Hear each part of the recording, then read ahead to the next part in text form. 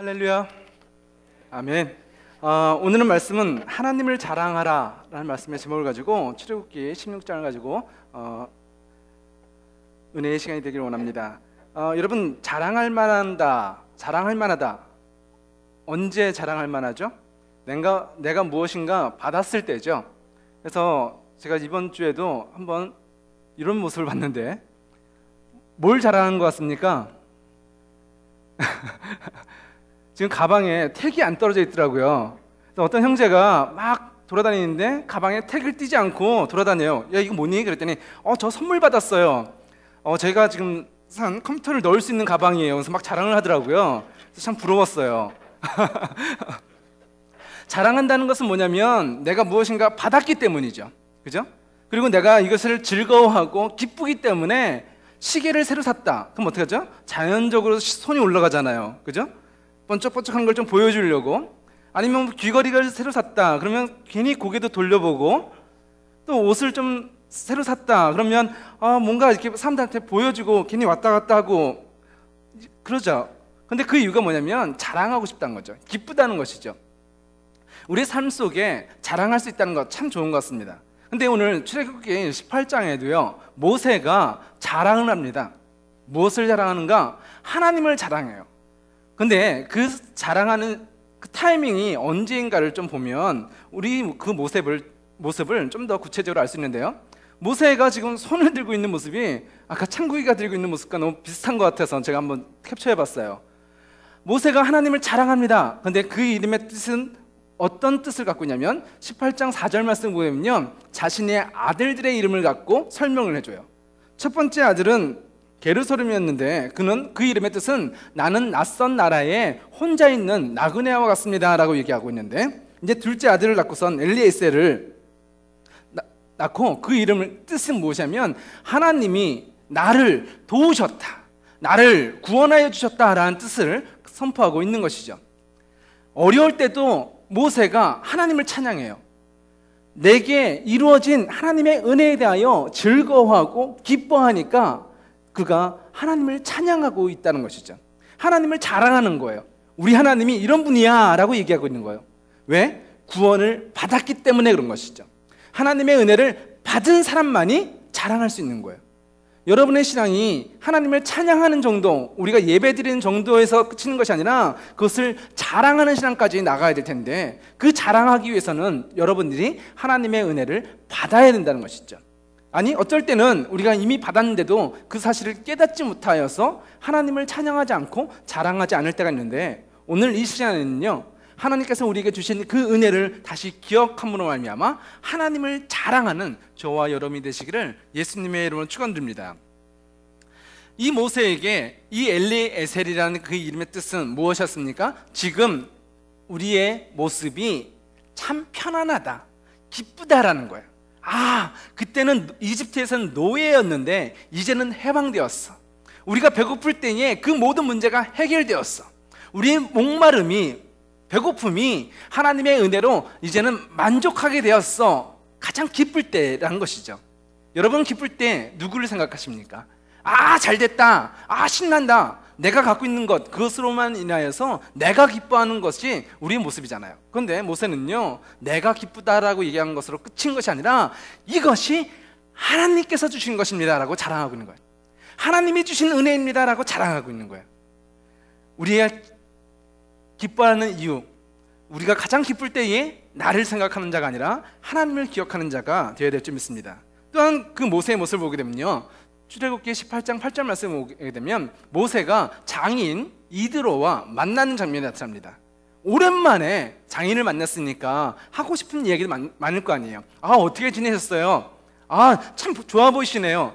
우리 장모님은 잘 계시나요? 우리 동생들은 어떠네요? 사업은 어떠세요? 뭐 이런 얘기 해야 될 거 아니에요.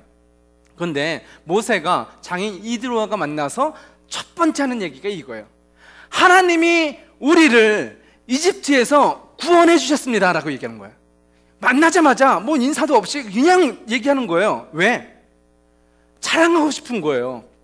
하나님의 은혜가 얼마나 크고 놀라운지, 내가 받은 것이 얼마나 큰지 그냥 생뚱맞게 장인 만나자마자 하나님이 우리를 구원하셨습니다, 하나님이 우리를 건지셨습니다, 홍해 바다에서 건지셨습니다, 하나님이 우리를 먹이고 입히셨습니다 라고 자랑하고 있는 것이죠. 그것을 지금의 말로 얘기하면 뭐라고 얘기할까요? 간증한다고 얘기할 수도 있겠죠. 하나님께서 우리에게 행하신 일들을 자랑하는 것, 그것이 간증이란 것이죠. 그때에 장인 이드로가 모세의 이야기를 다 듣고 난 후에 그 이드로의 반응이 뭔지 아세요? 18장 10절 말씀 보게 되면 이드로가 이렇게 대답합니다. 여호와를 찬양합니다 라고 얘기하는 거예요.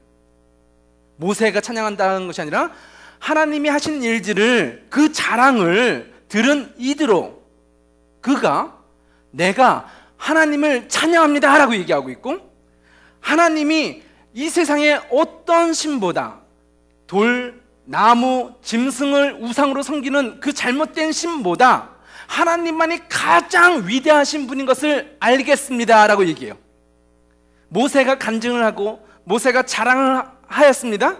그리고 그것을 들은 이드로의 입술에서 고백이 하나님을 찬양하고 하나님께 영광을 돌려요. 그리고 오늘 12절 말씀 보십시오. 12절에 놀라운 장면입니다. 그리고 나서 모세의 장인인 이드로는 하나님께 태워드리는 제물인 번제물과 희생제물을 바쳤습니다. 이거 뭐죠? 예배예요. 산 제물을 죽여서 하나님이 원하시는 제사의 방법으로 나아가 하나님께 예배를 드렸다라는 거예요.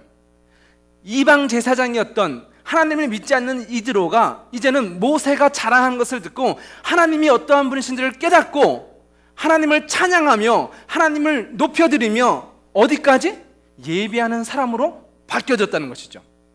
우리가 하나님을 자랑할 때 그것이 전도예요. 세상의 사람들이 하나님에 대해서 알지 못하지만 내게 임하신, 내가 받은 하나님의 은혜를 불신자들에게 자랑하니까, 오 그래? 야, 그런 하나님이면 나도 믿고 싶다. 나도 기도하면 하나님이 날 도와주실까? 나도 예수님 앞에 나아가면 날 구원해 주실까? 그 복음의 소식을 듣고 나와 예수를 만나서 이제는 하나님을 예배한 자로 바뀌어졌다라고 얘기하고 있는 것이죠. 하나님을 자랑하는 것, 그것이 전도라고 성경은 갖춰주는 거예요. 우리 삶 속에 전도하려고 애쓰는 삶이 아니라 하나님을 자랑하십시오. 하나님부터 은혜를 많이 받아서 그 받은 은혜를 자랑하십시오.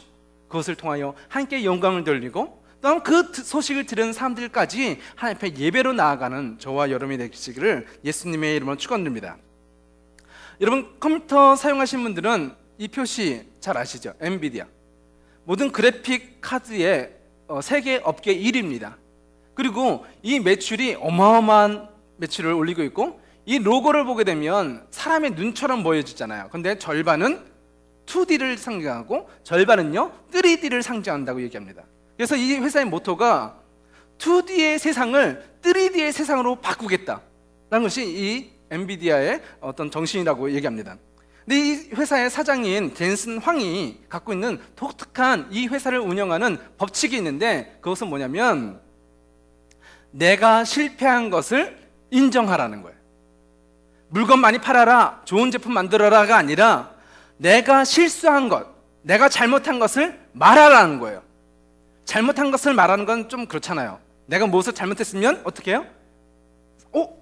사람들 모르게 빨리 감춰야죠. 부끄러우니까, 창피하니까 내가 이걸 모르게 해야지, 내가 이것은 들춰내지 말아야지, 좀 숨기는 것이 우리의 반응이잖아요. 근데 이 엔비디아에서는요, 이 젠슨 사장은 어떻게 한다? 내가 무엇을 잘못했으면 그것을 말하라는 거예요. 그리고 두 번째 원칙, 절대 다른 사람이 잘못한 것을 갖다가 비판하지 마라. 그리고 세 번째, 이 잘못한 것을 갖다가 나의 재산으로, 자산으로 만들어라 라고 한 거예요. 무슨 뜻이죠?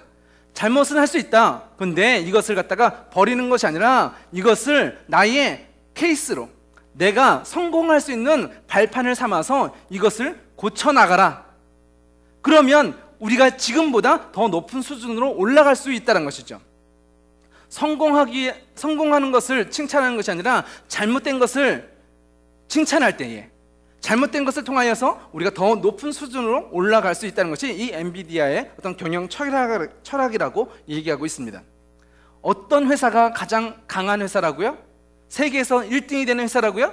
잘못된 것을 인정하는 회사가, 잘못된 것을 숨기는 것이 아니라 내가 이것을 잘못했습니다. 그럼 어떻게 할까? 우리 이것을 고쳐보자 라고 업그레이드 되는 회사가 세계 1위라고요.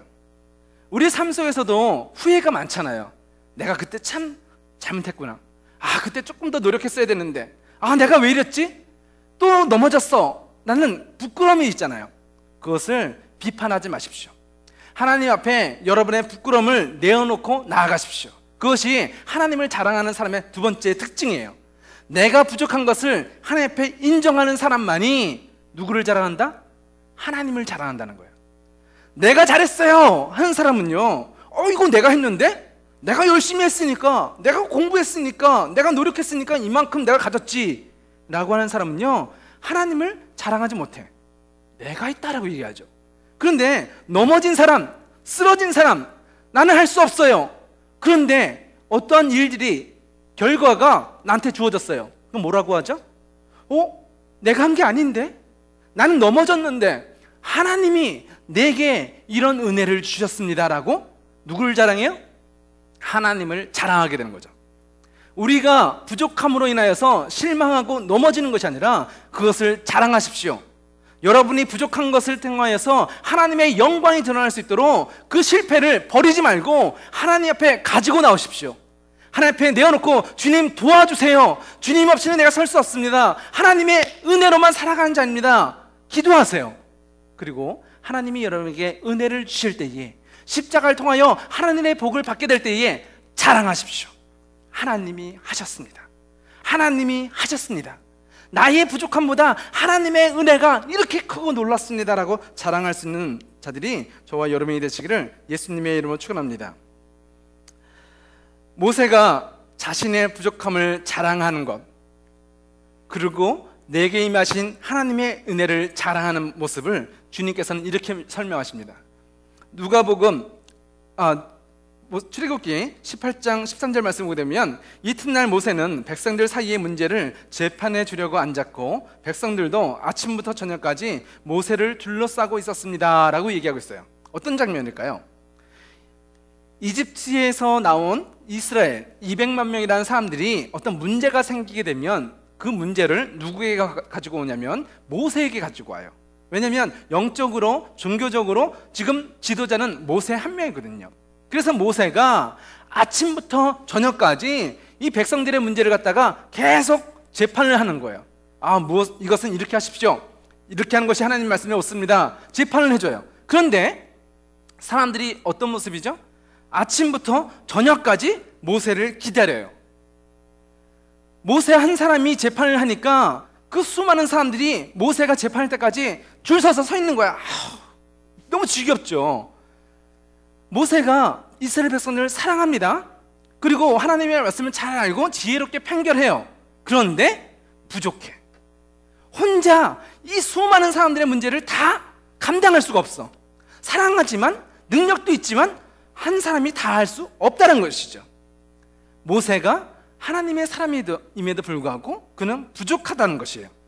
근데 그 부족한 것이 하나님께 어떠한 모습으로 드러나면 자랑거리가 되는 것으로 이제는 계속해서 나아가는 것을 보게 되는데요, 성경은요 우리의 부족함을 책망치 아니하시고 누가복음 5장 32절에 이렇게 선포합니다. 나는 의로운 사람, 의인을 부르려고 온 것이 아니라 죄인을 불러 회개시키려고 왔다라고 예수님께서 제자들에게 설명을 해주십니다.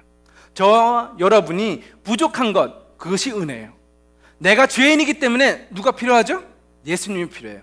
근데 내가 죄인이 아니라고 생각하는 사람들, 나는 의인이야, 나는 당당해, 나는 죄가 없어 라고 하는 사람들은 십자가 앞에 나가지 않아요. 그러나 우리가 죄인이라고 인정하는 사람만 십자가 앞으로 나가게 되고 그 죄를 회개할 때에 하나님은 우리의 죄를 용서하시고 의롭게 만들어 주신다라고 얘기하고 있는 것이죠. 그것이 은혜예요. 죄가 있음을 말미암아 하나님의 십자가의 은혜를 경험하게 되는 축복이 저와 여러분에게 주어지는 것이죠. 나의 부족함을 인정하며 나갈 때에 우리는 십자가에서 하나님의 그 놀라운 은혜를 소유한 자가 될 수가 있는 것입니다.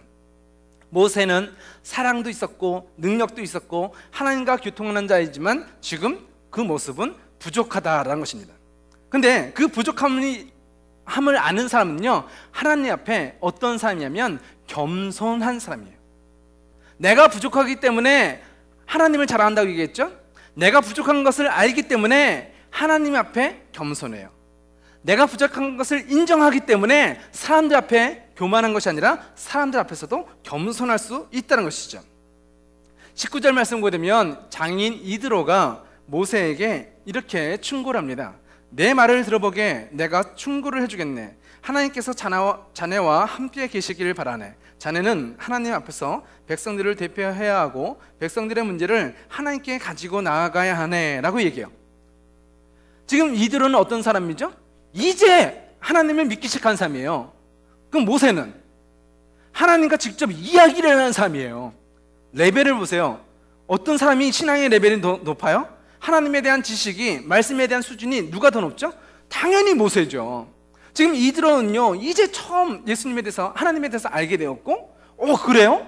하나님은 찬양합니다 라고 이제 막 예배드리기 시작한 사람인데 모세한테 이드로가 충고를 해줘. 그렇게 하는 게 아니야, 이렇게 해야지. 안 맞잖아요. 모세가 어떻게 얘기할 수 있죠? 당신 이제 교회 처음 다니면서 무슨 소리야? 내가 더 말씀을 많이 하는데, 내가 하나님께 더 열심히 기도하는데, 내가 경험도 더 많은데 무슨 소리야? 라고 얘기할 수 있어요. 근데 모세는요, 장인 이드로한테 그렇게 얘기하지 않고 있어요. 왜? 내가 부족한 사람인 것을 인정하고 겸손하다는 것이죠. 성공한 리더들의 특징을 보게 되면 겸손하다는 거예요. 내가 능력이 많습니다, 난 이만큼까지 알고 있습니다, 그런 사람은 성공한 사람이 아니에요. 성공한 재벌, 성공한 학자, 그 사람들의 모든 고백은 나는 잘 알지 못합니다, 나는 부족합니다, 도와주세요 라는 것이 성공한 리더들의 모습인 것이죠. 모세도 영적인 리더입니다. 그가 어떻게 고백한다? 사람 앞에, 이드로 앞에 겸손하게 그 이야기를 듣고 있어요. 장인 이드로가 계속해서 충고를 해줍니다.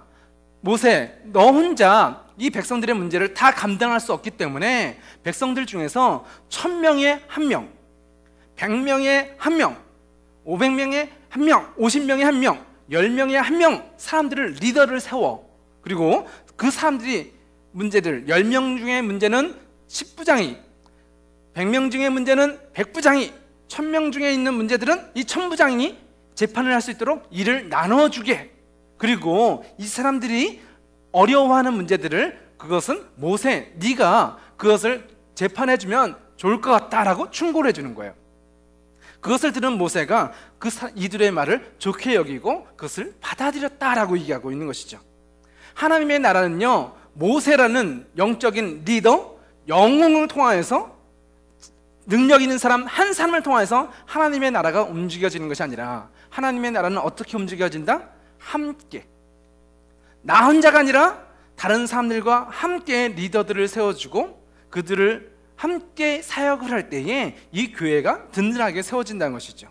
우리 청년부에 셀 리더들이 있지만 셀 리더 혼자서가 아니라 그 중에는 또 셀원들과 함께, 또한 셀 리더들은 목사님과 함께, 또 부교역자인 저와 또 다른 부교역자들은 목사님과 담임 목사님이신 김발 목사님과 함께 이 교회가 운영되어지고 함께 일할 때에 하나님의 나라가 세워질 수 있다는 것이죠. 내가 잘하니까 내가 다 할 거야. 아니요, 부족하잖아요. 다른 사람의 이야기도 들을 수 있는 귀가 우리에게는 필요한 것이죠. 그래서 다른 사람의 앞에, 하나님 앞에 겸손한 사람만이 하나님을 자랑하는 사람이 될 수 있다는 것입니다. 그리고 마지막으로 네 번째, 하나님을 자랑하는 사람의 특징은 무엇이냐면 하나님의 신실하심과 계획을 자랑한다는 것입니다. 내가 어떤 멋진 아이디어를 가졌어요. 그런데 그것이 다 옳을까요? 장인 이드로가 모세에게 다시 한번 이렇게 얘기합니다.